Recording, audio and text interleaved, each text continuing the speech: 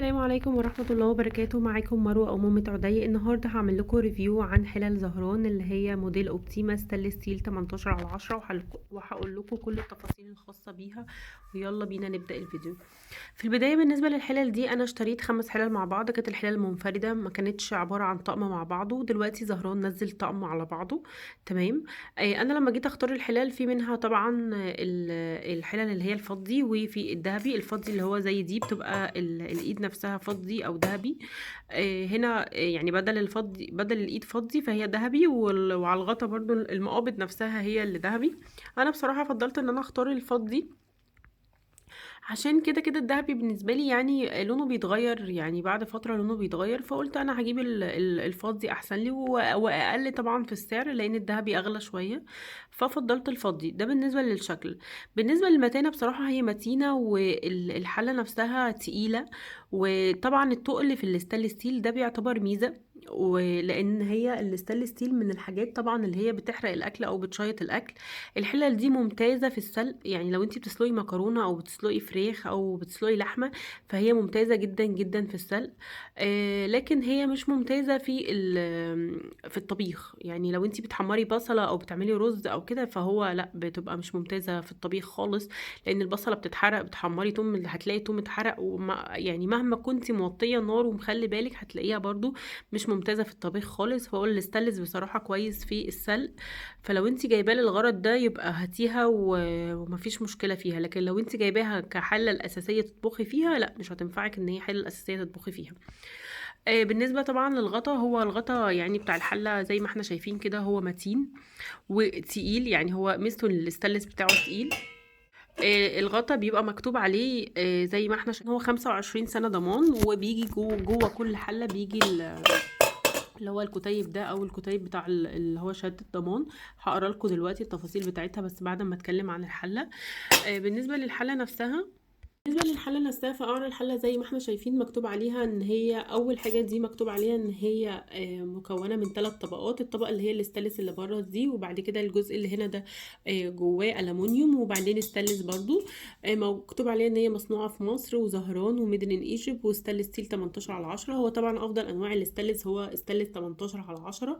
هي الحلل تقيلة والتقل زي ما انا قلت كده ان التقل في الاستانلس ده يعتبر ميزة، عشان ما يشيطش الاكل، لان الاستانلس من الحاجات اللي بتشيط الاكل.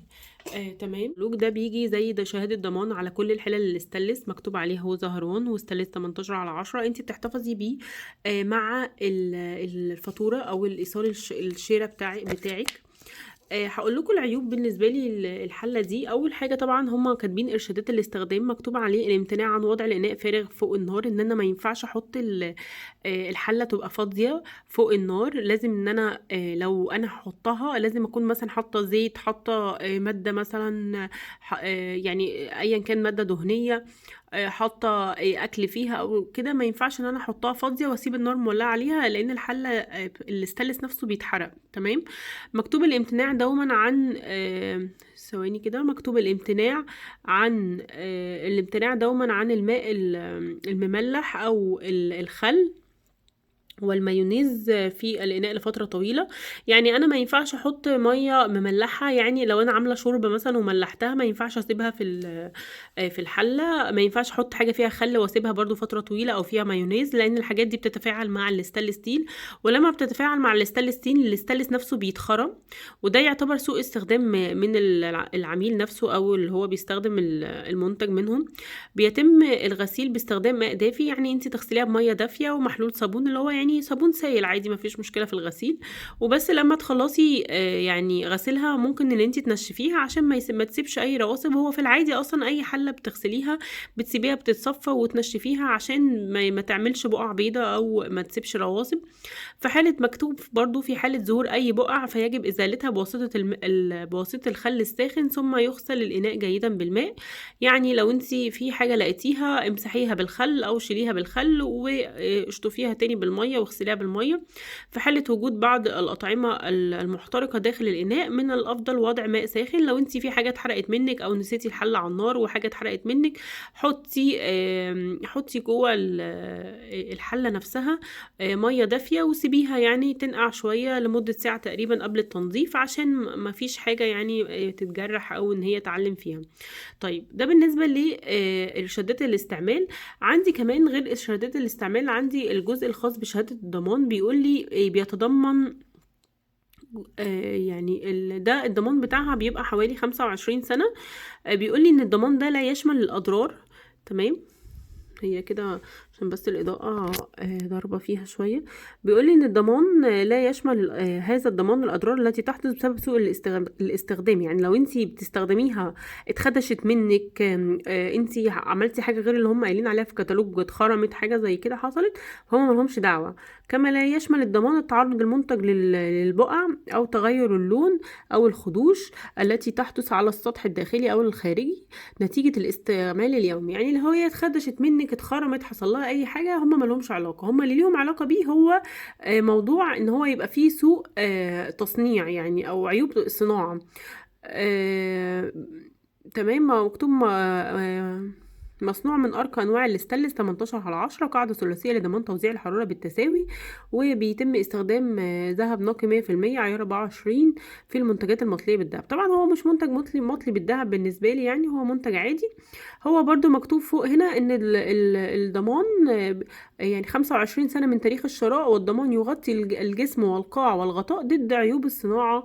يعني هما بيعملوا لك الضمان ضد عيوب الصناعة بس، مش ضد اي حاجة تانية، هي عيوب الصناعة بس. لكن انت اي استخدام او اي حاجة حصلت معاكي، انت بالنسبة لك انت اتدبستي في الحلة خلاص. يعني فانت لو هتجيبي الحلل دي الاستانلس، فانت حاولي على قد ما تقدري ان انت تحافظي عليها، ما تعرضهاش لاي حاجة خارج تعليمات الكتالوج او شهادة الضمان. تمام، وشهادة الضمان اهي من بره، الاسم اللي هو بتبقى اسم اللي على الفاتورة، والعنوان وتاريخ الشراء واسم المحل وختم المحل. يعني اللي هو انتي تقريبا بتبقى غنية ان انتي ممكن تستخدمي اللي هو فاتورة الشراء، يعني طبعا بدل ما بتملي الحاجات دي، لان دي حاجات روتينية. انا من يعني من نصيحتي تشتريها ولا لا. بصراحة هي يعني اوبشن اتنين. يعني هو طبعا الستانلس ستيل هو افضل، يعني افضل حاجة في يعني صحية، افضل حاجة صحية هو والبايركس. بس هو بالنسبة لي اوبشن 2. يعني انا اهم حاجة عندي الحلل اللي هي بتطلعي الاكل طبعا مستوي كويس ما بتحرقليش الاكل، ودي بالنسبة لي هي الحلل التيفال. فانت لو بتحافظي على الحلل او بتستخدمي حلل تيفال، فالتيفال بالنسبه لي احسن كتير. ما استخدمتش حلل السيراميك، بس لو في حد استخدمها ممكن تعرفي منه الريفيو الخاص بيه. انا بالنسبه لي استخدمت الستانلس ستيل واستخدمت التيفال، والتيفال بالنسبه لي بصراحه احسن كتير، واستخدمت الجرانيت. فالجرانيت والتيفال هما بالنسبه لي افضل حاجه.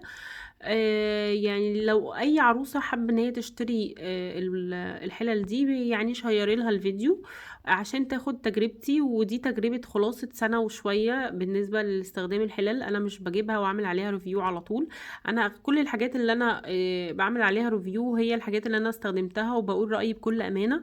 ولو بتبصوا على الفيديوهات بتاعتي هتلاقوني مش كل الحاجات بشكر فيها، في حاجات قلت عليها عيوب وفي حاجات قلت عليها مميزات. ويا ريت اكون فدتكم. ميرسي لوقتكم.